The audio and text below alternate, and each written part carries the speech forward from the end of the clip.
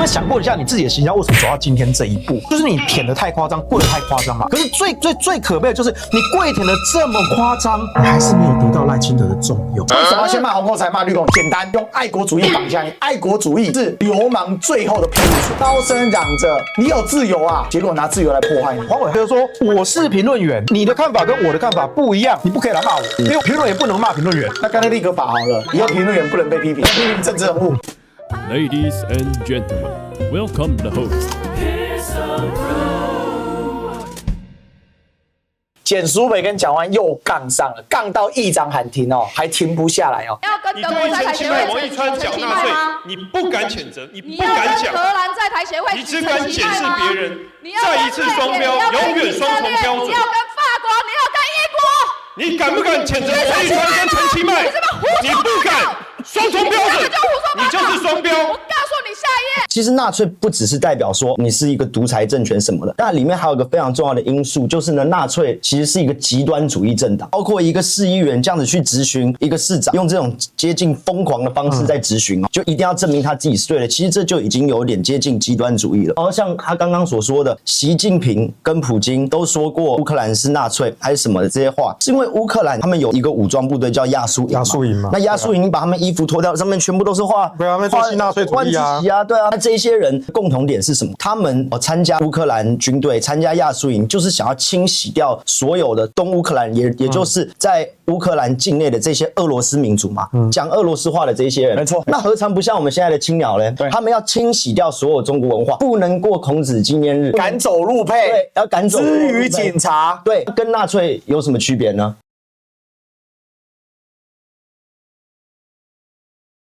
第一个是这一篇文章是用什么语言写的？英文。英文是德国的母语吗？不是。那他为什么是会用英文写的？这件事情，德国在台协会他特别的用英文写这一篇，他一开始就不是写给台湾人看的。你读不懂英文的台湾人不配看这一篇。就我德国人在这一点上，我要先恶心你，我要先歧视你，这展现了他们的种族优越。那我请问你，二战的开始不就是这样子的种族优越主义所引起的？是，不就是我们谴责的纳粹跟法西斯主义？不就是我们谴责的希特勒的思想源头吗？第二个是德国在台协会的理由是说，你朱立伦把你的政敌比喻为希特勒，那希特勒是一个罪大恶极的人，你这样子乱比喻会淡化他的恶行，所以不能这样比喻，你这样对我们德国人是一个冒犯。那我就觉得很奇怪了，你但凡去稍微找一圈，你会发现在欧洲各个国家，不管在英国、法国或者是在美国，美洲大陆那美国很多的国家在选举的时候互相攻防的语言也都常常比喻啊，我的对手是纳粹，是法西斯，是极权。所以如果用德国在台协会的标准，那今天就是美国总统大选就是一个纳粹共和党 vs 纳粹民主党啊，最后其中一个纳粹党当选的。那我请问你，德国在台协会要不要谴责？不只是在台协会啦，德国驻美国大使馆要不要谴责美国政府？在德国，你去鼓吹煽动纳粹思想确实是犯罪，可是在德国不代表你不能提纳粹，你可以讨论这一段历史，它是可以讲的，可以被讨论的，你只要不要去支持它就可以。所以今天朱立伦我有一说一啊，他是在批评赖清德这一些集权的法西斯的所作所为像希特勒。你看煽动国会动乱，手握司法集权，这不就是当初纳粹德国一步一步要干的事情吗？所以他批评赖清德，类比他是希特勒，他是在支持纳粹还是反对纳粹？他是反对纳粹。那你德国人为什么要来说反对纳粹不对，你不能提纳粹？可是我是反对纳粹。那我问你啊，刚好前阵子赖清德不是出席那个欧战纪念日吗？我请问欧战的战胜国哪一方？盟国。对，中国是不是同盟国？是，我们是战胜方。台湾在1945年以前是什么？是大日本帝国的殖民地，我们是战败方，一口都不提这个，一口都不提。好，再来，请问在二战期间，日军在南京做了什么事情？屠杀。南京大屠杀。那大日本帝国是轴心国，跟德国是一挂的。那你德国，你纳粹德国在欧洲犯下的大屠杀，那同样是轴心国的大日本帝国在亚洲，在中国大陆犯下的大屠杀。那我请问你，德国在台协会要不要谴责日本？还是你们觉得只有欧洲人，只有白种人的命是命？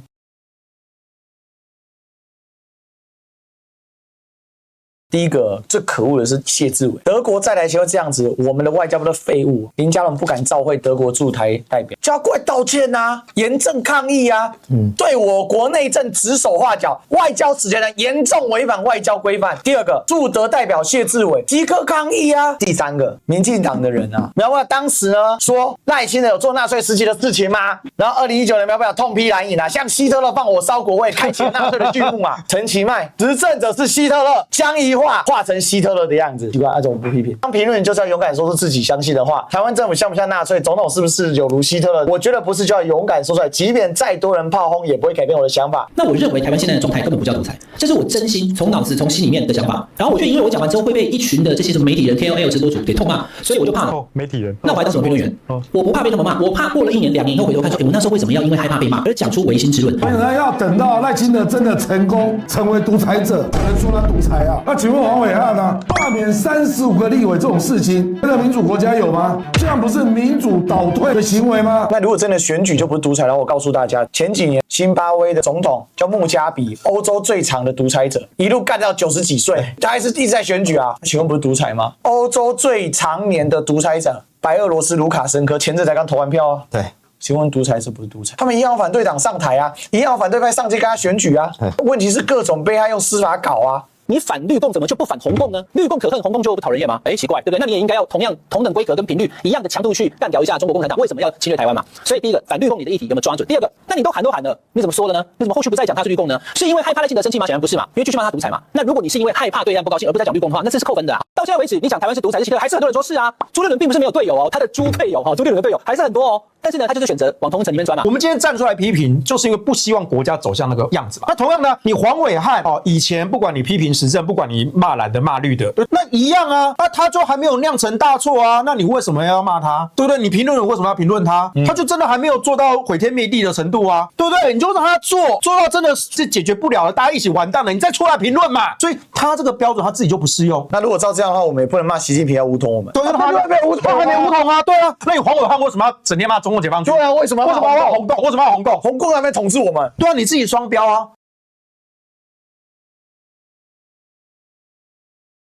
这一篇他讲朱立伦，他就说朱立伦现在处境很凶险啊，他面临大罢免啊，还面临党主席选举啊，所以他为了要巩固党主席选举，巩固深蓝的票源，他必须要剑走偏锋，言论变得越来越偏激，这样才可以取得深蓝的支持，这样才能够巩固自己的党主席的续任。黄伟汉逻辑跟青鸟是一模一样的。今天你只要批评我黄伟汉，你就是深蓝，你就是偏激，你就是狂热分子，所以我不在意你，我不 care 你。他只是说他现在这一招扣到朱立伦在党主席头上，所以他呢这篇考试朱立伦说哇，朱立伦赚烂了，对不对？你这个态度越硬越好。他其实这样就是考试。可是说真的啊，考试政治人物，我们一天到晚在干嘛，对不对？我们评论员只能批评时政，也都是幽默讽刺嘛，对不对？可是为什么我们去解析这件事情？因为黄伟汉会在这种考试之中去偷买这一些假设，偷买这些隐藏的前提跟逻辑的连结。你这一招已经用烂了。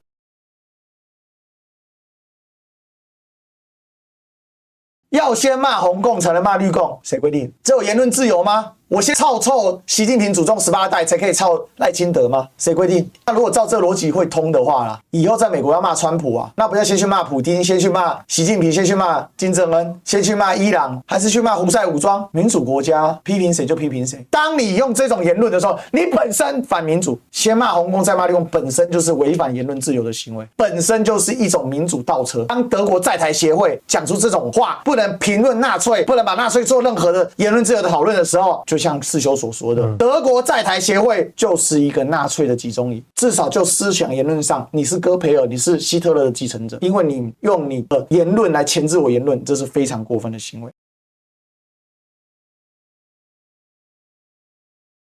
这个圈画完，最后又会到这里闭合，走到2极，到最后都一样。其实我觉得现在的中国共产党是一个很好的一个代表，它到底是左还是右？它名字是中国共产党，但它是个资本主义国家，它不是走计划经济路线啦，它是一个开放的市场，所以我觉得这个东西没有所谓的中立啦。它在行动的那一个当下，它仍然是有它的准则站在某一方，所以我们要去检视的是它这个准则是否逻辑一致，没有双重标准。瑞士在2战期间维持中立，但是到了去年被拜登啃的时候，他也维持中立吗？没有，他把俄罗斯福岛的钱给封了。